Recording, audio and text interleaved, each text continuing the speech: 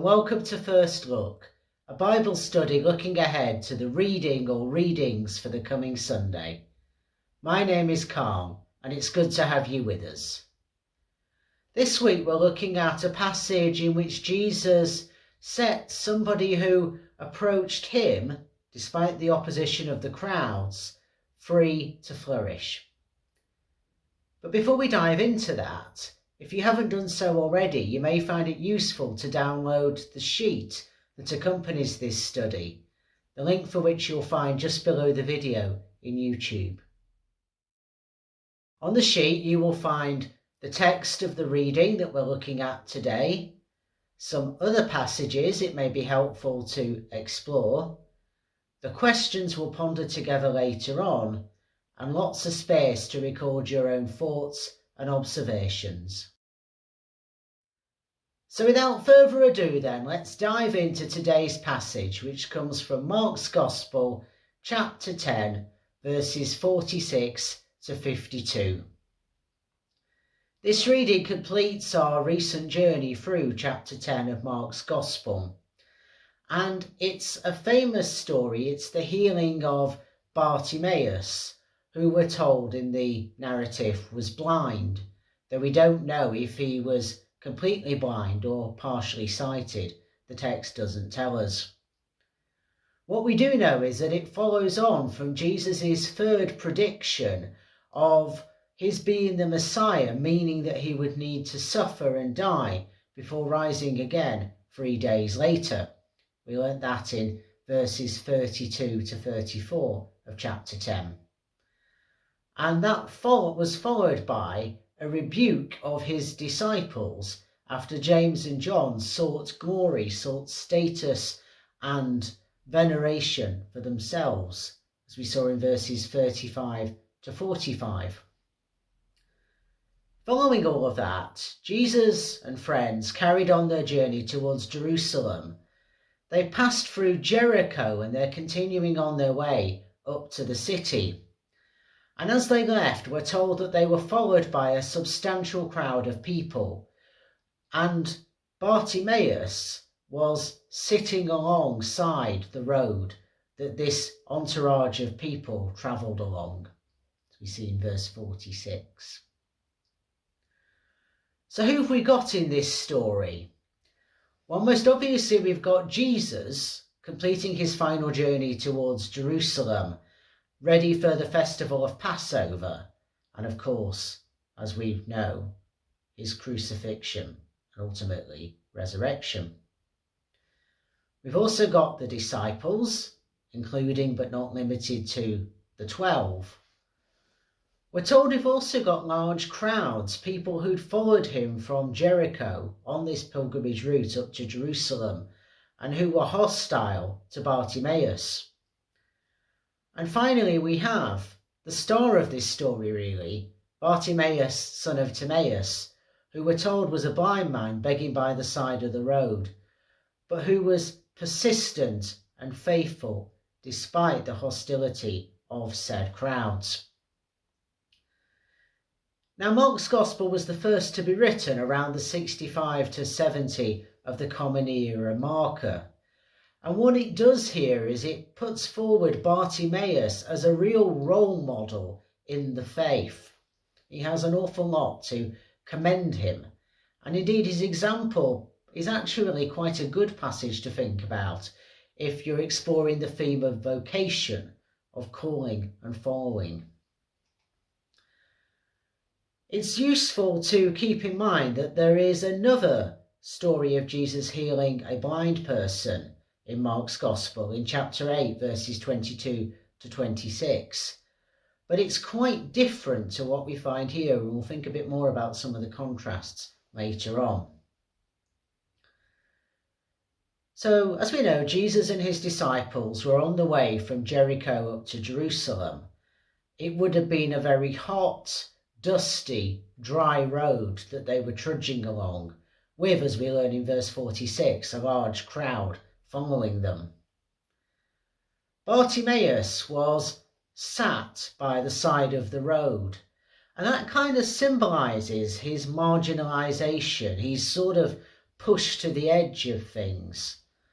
But the fact that he's given a full title, he's Bartimaeus, son of Timaeus, shows us that he was very much known to the early church. Very often, if people are not named, it's because they weren't connected to the early church. So the fact that Bartimaeus is really fits with the narrative as it unfolds. Now we learn in verses 47 to 48 that as the crowds walked on past, Bartimaeus heard that it was Jesus of Nazareth that was the reason for there being this group of people. And he shouts out, "Son of David, have mercy on me." And that statement, Jesus is Son of David, tells us that Bartimaeus recognized him as Israel's Messiah. And also it's one of the first references we get to Jesus as royal, Jesus as king. And that's going to prove particularly significant in Mark's account of Jesus' crucifixion in chapter 13, verses 1 to 32, where it's inscribed above Jesus' cross, "Hail, King of the Jews." It's the only time in the whole of Mark's Gospel where Jesus is referred to as Son of David. Though in chapter 12, verses 35 to 37, Jesus does give some nuance to his relationship with his famous ancestor, the greatest king of Israel. Now Bartimaeus shouting out, "Son of David," like this, would have been, kind of irritating for those crowds on a hot, dusty road, but also potentially quite dangerous, because as I say, Son of David was a way of saying Messiah. And if the authorities had got wind of this, it would have attracted trouble, it would have attracted attention. After all, this was saying that the conclusion of all of Israel's journey with God up to that point was coming. And people believed that the coming of the Messiah would lead to the liberation of Israel and the overthrow of hostile powers, in this case primarily the Romans.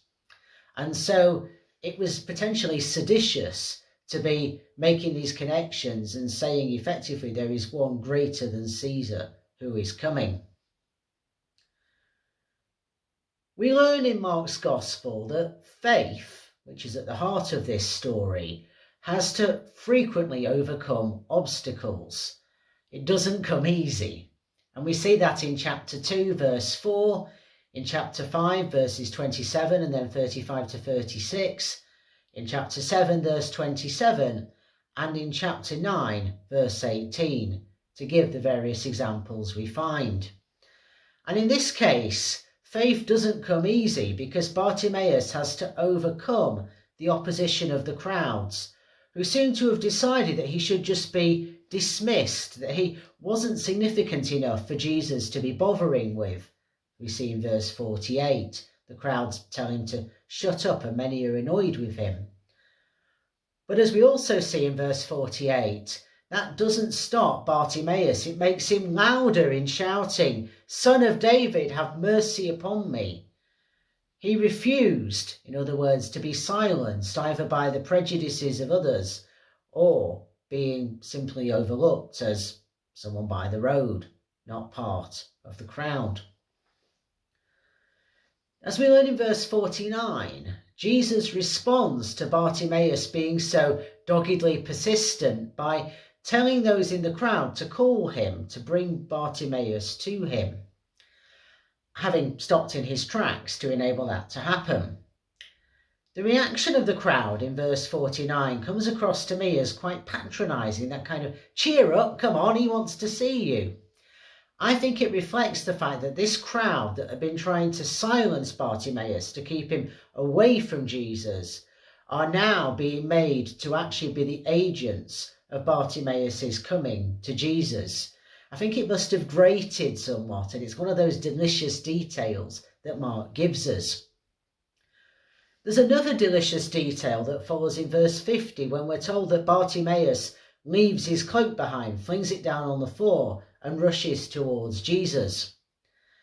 Now, it was a very hot region, so most of the time Bartimaeus wouldn't have needed that cloak in order to keep warm. And it actually reflects all the power, all the status he's got. It's his only possession of any value. And he casts it aside in order to get to Jesus. And he therefore is effectively casting aside his begging mat. Nowadays, it's not unusual to see people who are on the streets asking for money using a coffee cup. In those days, someone would have spread their cloak on the ground and people could have put money into that.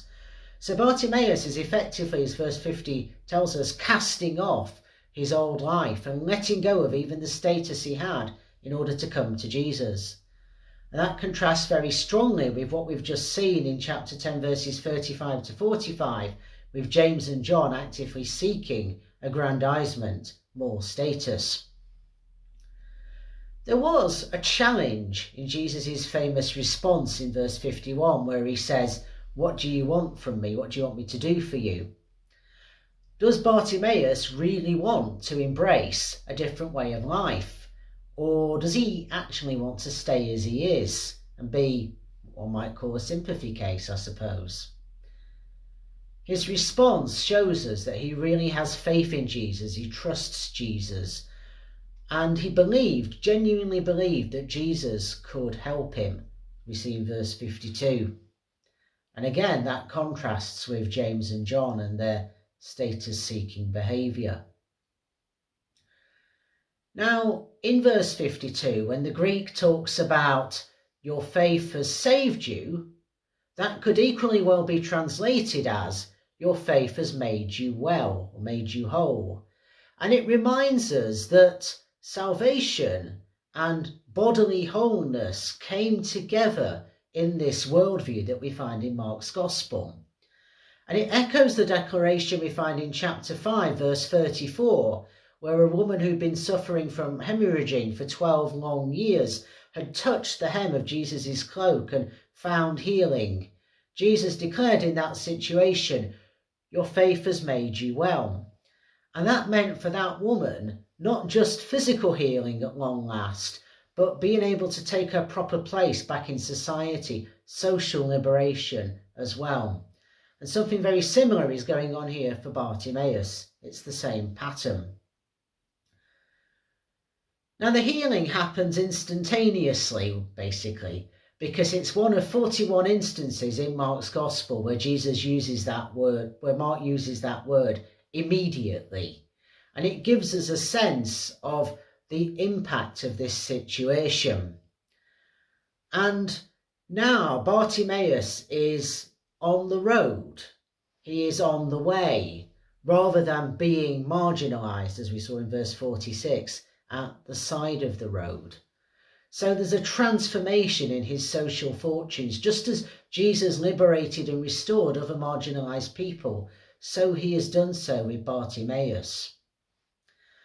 And the contrasts are really strong, as I hinted at earlier, between this healing and what happened in chapter 8, verses 22 to 26, with the man in Bethsaida.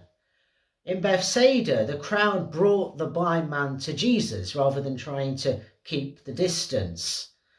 The healing was a two-stage process involving spit and mud in the chapter 8 situation, whereas here it's very much just Jesus' word that does the thing.